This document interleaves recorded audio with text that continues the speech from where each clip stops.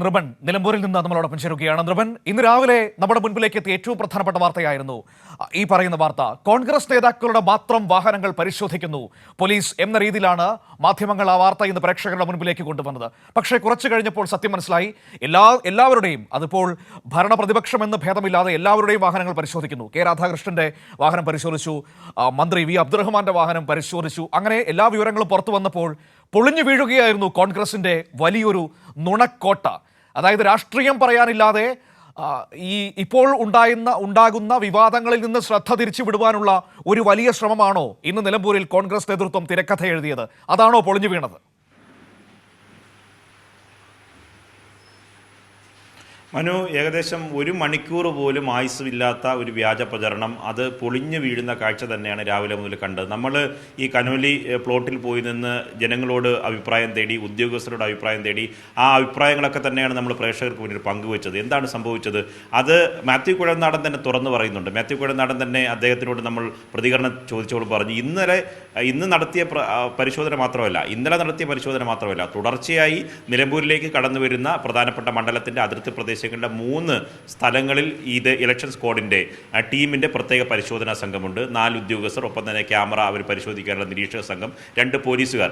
അവർ മാന്യമായി ജനങ്ങളോട് ഇടപെടുന്നു, വാഹനം സൈഡിലേക്ക് ഒതുക്കുന്നു, എന്തെങ്കിലും സംശയകരമായ എന്തെങ്കിലും സാഹചര്യം ഉണ്ടെങ്കിൽ അത് റിപ്പോർട്ട് ചെയ്യുന്നു, അല്ലെങ്കിൽ ഇത് ചിത്രീകരിച്ച് വാഹനത്തിൻ്റെ നമ്പർ എഴുതി വാഹനം ഓടിച്ചയാളുടെ പേര് എഴുതി മടക്കി അയക്കുന്നു.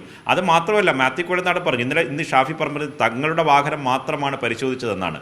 എന്നാൽ മാത്യു കുഴൽനാടൻ തന്നെ നമ്മളോട് കൈരളി ന്യൂസിനോട് പറഞ്ഞതാണ്, എല്ലാ മാധ്യമങ്ങളോട് പറഞ്ഞതാണ്, കഴിഞ്ഞ ദിവസം മാത്യു കുഴൽനാടൻ സഞ്ചരിച്ചപ്പോൾ വാഹനത്തിൽ അതിൽ KPCC അധ്യക്ഷനാണ് ഉണ്ടായിരുന്നത്, സണ്ണി ജോസഫാണ് ഉണ്ടായിരുന്നത്. ആ വാഹനം പരിശോധിക്കാൻ പറഞ്ഞപ്പോൾ ഇവർ തന്നെ, വിശ്വനാഥും മാത്യു കുഴൽനാടൻ അങ്ങോട്ട് പറഞ്ഞു, ഇത് KPCC അധ്യക്ഷനാണ്, പരിശോധിക്കണോ എന്ന് ചോദിച്ചപ്പോൾ ഇല്ല, ഉദ്യോഗസ്ഥർ പരിശോധിച്ചോട്ടെ, ഇത് അവരുടെ ജോലിയാണ് എന്ന് പറഞ്ഞ് സണ്ണി ജോസഫ് പരിശോധിക്കാൻ വേണ്ടി വാഹനത്തിൻ്റെ ഡിക്കി തുറന്നു കൊടുക്കാൻ ആവശ്യപ്പെട്ടു എന്ന് അദ്ദേഹം തന്നെ പറയുകയാണ്. അതുകൊണ്ട് ഇത് ഷാഫി പറമ്പിലിനും രാഹുൽ മാങ്കൂട്ടത്തിനും മാത്രമായി എങ്ങനെയാണ് പ്രകോപനം ഉണ്ടാകുന്നത്? എല്ലാ സ്ഥലങ്ങളിലും പരിശോധന നടത്തി അതാണ് ആ ഒരൊറ്റ ചോദ്യം മാത്രമേ നൃപൻ ഈ വിഷയത്തിൽ നമുക്കുള്ളൂ.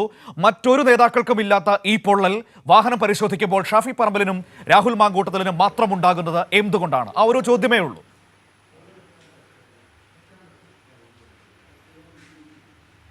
തീർച്ചയായും അത് തന്നെയാണ്. അത് നമ്മൾ ഇന്ന് രാവിലെ ചില മാധ്യമങ്ങൾ നിശ്ചയിച്ച അജണ്ട കൂടി പരിശോധിക്കുമ്പോൾ മനസ്സിലാവും. പാലക്കാട് പെട്ടി, നിലമ്പൂരിലും വീണ്ടും പെട്ടി വിവാദം എന്ന തരത്തിലൊരു വാർത്ത കൊണ്ടുവരുന്നു. അതിന് കണക്കാക്കി ചിത്രീകരിക്കാൻ വേണ്ടി ഒരു ഡ്രാമ അവർ തയ്യാറാക്കുന്നു. ആ ഡ്രാമയ്ക്ക് ഇവർ നായകന്മാരായി പ്രധാനപ്പെട്ട കഥാപാത്രങ്ങളായി മാറുന്നു. മാത്രമല്ല, പെട്ടിയെടുത്ത് പുറത്തു വയ്ക്കുകയും നിങ്ങൾ പരിശോധിച്ചിട്ട് പോയാൽ മതി എന്ന് ഷാഫി പറമ്പിൽ തന്നെ വെല്ലുവിളിക്കുന്ന കാണാം. ഒപ്പം തന്നെ രാഹുൽ മാങ്കൂട്ടത്തിൽ ഉദ്യോഗസ്ഥൻ്റെ എത്രമാത്രം പ്രകോപനപരമായാണ് പറയുന്നത്, നിങ്ങൾ നടത്തിയ സേവനത്തിന് പാരിതോഷികം പിന്നാലെ വരുന്നുണ്ട്, തരാൻ കേട്ടോ എന്ന തരത്തിൽ അദ്ദേഹത്തെ വെല്ലുവിളിക്കുന്നു, അദ്ദേഹത്തെ ഭീഷണിപ്പെടുത്തുന്നു. ഇതെല്ലാം നടത്തിയ ശേഷം അതിൻ്റെ വീഡിയോ അവർ തന്നെ ചിത്രീകരിച്ച് പുറത്തിട്ട ശേഷം തങ്ങളെ അപമാനിച്ചു എന്ന് മാത്രമല്ല, രാവിലെ കൊടുത്ത വാർത്തയിൽ ഇവരെ പ്രതികരണമായി പറഞ്ഞത് പിണറായിയുടെ പോലീസ് തങ്ങളെ അപമാനിച്ചു, പിണറായിയുടെ പോലീസ് എന്ന പദമാണ് ഉപയോഗിച്ചത്. എന്നാൽ ഉദ്യോഗസ്ഥർ അത് തിരുത്തി. ഇത് ഇലക്ഷൻ കമ്മീഷൻ്റെ നടത്തുന്ന സാധാരണ പരിശോധനയാണ്. അതിനെപ്പോലും രാഷ്ട്രീയപരമായി ദുർവ്യാഖ്യാനം ചെയ്യാനും നിലമ്പൂർ തെരഞ്ഞെടുപ്പിൽ അത് ഉപയോഗിക്കാനുള്ള ശ്രമമാണ് നടത്തിയത്. പക്ഷേ മുതിർന്ന കോൺഗ്രസ് നേതാക്കളെല്ലാം ഇതിൽ പക്വതയോടുള്ള സമീപനമാണ് സ്വീകരിച്ചിട്ടുള്ളത്.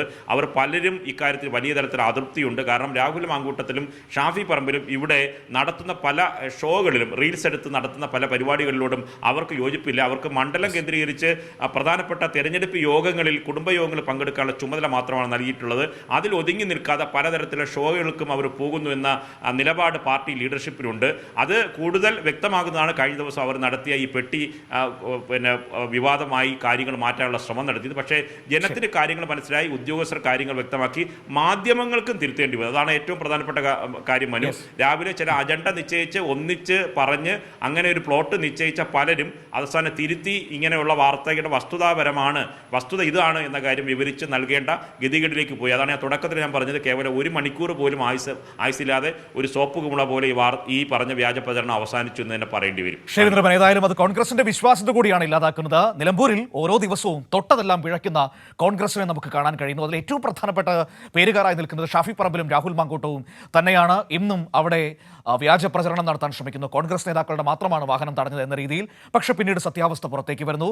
രാഹുൽ ഒരു ഉദ്യോഗസ്ഥനെതിരെ നടത്തുന്ന ഏറ്റവും മോശമായ പദപ്രയോഗങ്ങൾ ഒരു MLA ഭാഗത്തു നിന്ന് ഉണ്ടാകേണ്ടതാണോ? ഒരു പക്വത മിനിമം കാണിക്കണ്ടേ എന്ന ചോദ്യം രാഹുൽ മാങ്കൂട്ടത്തിന് നേരെ പൊതുസമൂഹം ചോദിക്കുന്ന നിലയിലേക്ക് കാര്യങ്ങൾ പോവുകയാണ്.